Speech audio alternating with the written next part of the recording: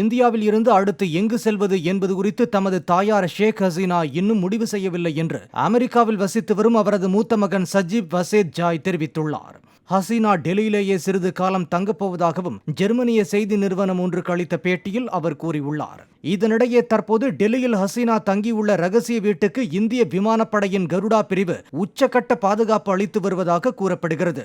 உலக சுகாதார அமைப்பின் தென்கிழக்கு ஆசிய பிராந்திய இயக்குநராக பதவி வகிக்கும் ஹசீனாவின் மகள் சைமா வாசத் டெல்லியில் தாயுடன் தங்கியிருப்பதாகவும் தெரிகிறது. இதனிடையே ஹசீனாவின் தங்கை ரெகனாவின் மகள் துலிப் சித்திக் பிரிட்டனில் தொழிலாளர் கட்சியின் எம்பியாக உள்ளார். அவர் மூலமாக பிரிட்டனில் ஹசீனா தஞ்சமடைய ஏற்பாடு நடந்து வருவதாக கூறப்படுகிறது.